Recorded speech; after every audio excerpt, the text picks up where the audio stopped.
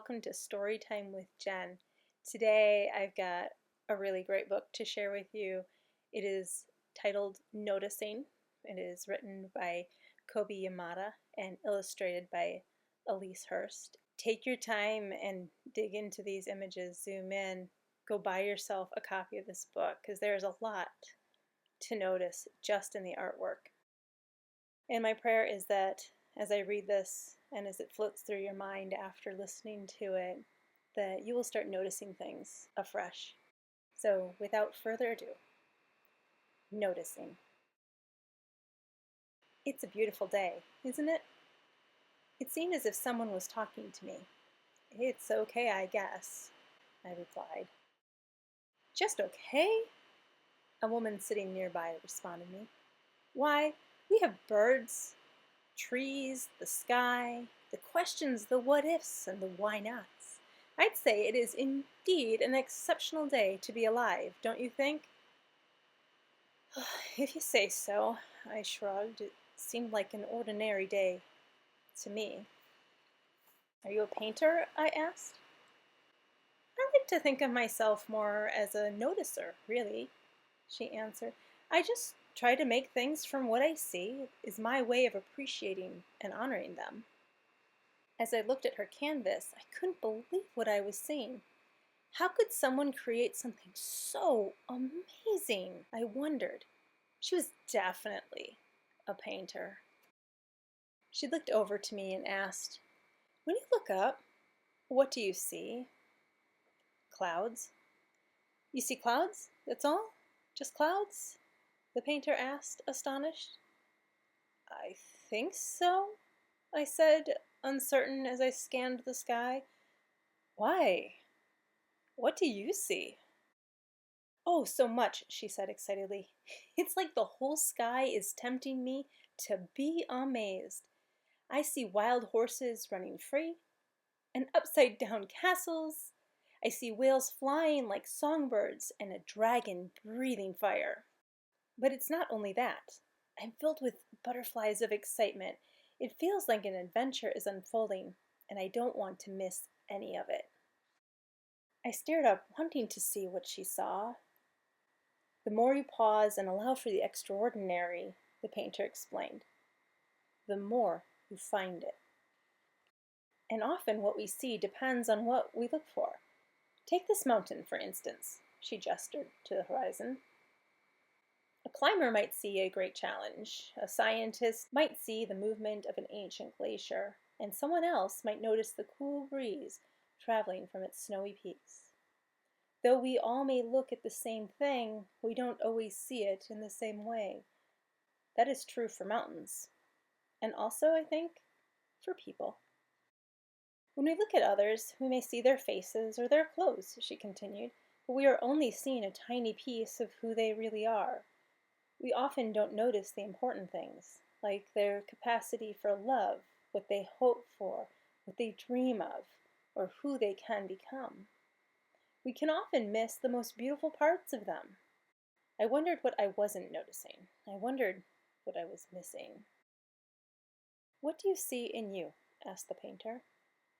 I looked down at my hands, my clothes, my shoes that were a size too big so I could grow into them. Well, just a kid, like any other kid, I suppose. But you are not like anyone else. In fact, there isn't another person exactly like you anywhere, the painter encouraged. And the amazing thing is, there never has been and there never will be ever again. I'm not sure there is anything at all special about me, I said. Oh, but everything is special about you. There really isn't a single thing about you that isn't extraordinary, she shared enthusiastically. You are the rare and unique combination of what was and the bright possibility of what can be. And you know what? So is everyone else. Everyone shines and needs to be seen. Everyone wants to know that they matter, that there is a place for them, and that they are needed. Sure, some may hide their brilliance, but the light is in there, always flickering, and it is a beautiful thing when we can reflect it back to them. I always looked forward to my visits with the painter. I had to admit, as much as I couldn't wait to see her, I also couldn't wait to see what she saw. On one occasion, I went to go find her, and she was sitting peacefully with her eyes shut. "What are you doing?" I asked slowly, not wanting to interrupt her. "Hello, you," she smiled and waved me over. "Some days I find that I can notice even more when I close my eyes," she explained. "The gentle rustling of my hair, the ideas dancing in my head, the sunshine on my face, and the wonder of being alive." She invited me to close my eyes. "What does home look like to you? What does kindness feel like? What does love look like?" the painter asked. "What does it feel like to have a friend? What does it look like to be one?" One of the most important ways we see is with our imagination. So many significant things cannot be seen with our eyes, but they are very real, and it is vital that you look for them and believe in them. I was filled with a feeling of calm and appreciation. It was moving and wonderful. I sat there with my eyes closed, picturing the people and places and things that meant so much to me in my life.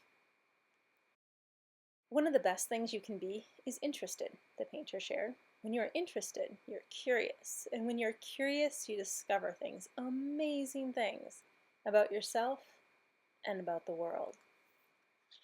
The miraculous is everywhere and in everything, waiting for us to notice it, waiting for us to appreciate it, waiting for us to love it."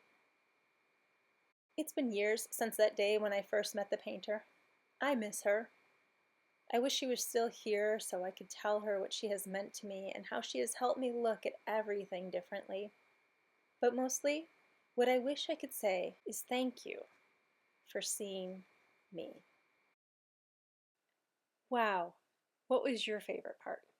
Which illustration, which question of the painter or the girl do you most resonate with today? Can you picture the things that are important in your life, the pets, the places, the people? How do you feel? What might that look like on paper? What would it feel like if someone pointed out what they noticed in you as amazing and extraordinary? Your skill set, your special talents, the way you are with animals or other kids, the way you have the perfect timing for a joke, or the way you artfully display some baked goods or decorate your shelves, or your amazing athletic abilities on the soccer field or hockey rink, or your gracefulness on the ballet floor, or nimbleness on the gymnastics mat. How do you think someone else might feel if you point out to them what you appreciate?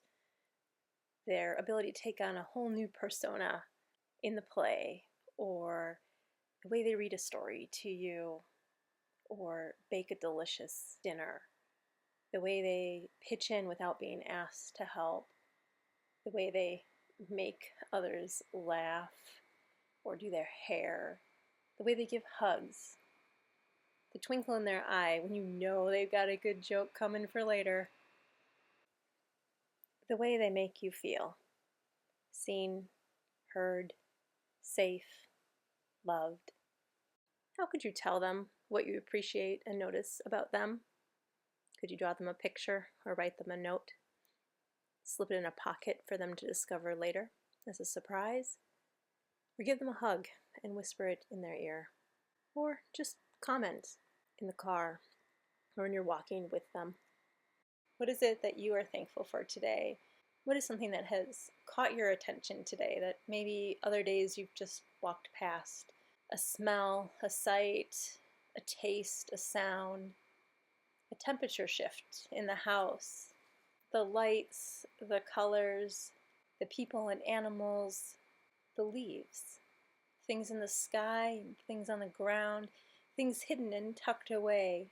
Maybe it's how two things come together, or how the the dogs snuggled together, or play tug of war with a stick, or how something runs through the woods. Maybe it's the way your parents hug each other or look across the dinner table at each other, or the way someone interacts with the cat. What is something that stirs your heart? These are moments, these are gifts from God. Savor them, delight in them, pause to notice them. Let others know what you noticed. Tell them what you see in them. We all need to be reminded of the reflections of God in us. They reveal our purpose. They reveal His fingerprint on us. We were made on purpose and for a purpose. And as Mordecai reminded Esther, we were born for such a time as this. So no matter what's going on in the world, no matter when you hear this or how you hear this, know that God made you with intention. He adores you. You are one of His many masterpieces, and you are incredibly unique, and He made you on purpose, with a purpose, for this specific time in history. He will give you the strength and the words in the moment that you need them to do what only you, with your unique perspective, bents, and talents, can do and say. You matter. You are a delight to Him. You don't have to earn His love, and you cannot break the bond of love He has for you. He sends you reminders of His love, little details in your life, just for you. To know that He sees you, He knows you, and He wants to give you good things. Now, these good things may come in the midst of painful and really dark times or chaotic times in your life, but they are there, reminding you of His presence, giving you hope. He will light the way, and He is with you through everything. So, may you be encouraged today to keep your eyes and ears open, to notice the details in your life, the big things, the little things.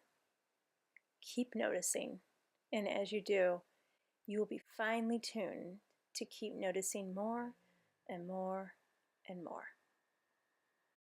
If you enjoyed this idea of noticing, of looking around you and using your creativity and your senses to learn to see differently, to notice things and learn more about yourself, about others, about God, check out my membership on Patreon, Learning to See Studio, and also my website and lots of resources there, hopeandhealingathome.com.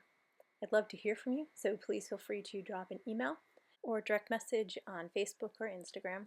Love to talk with you, work with you, create resources that really benefit and encourage and bless you as you look for hope in this world, as you want to use your creativity to find healing, to grow closer to God, to grow closer to those around you, to not be weighed down by fears and darkness, pressures and stressors.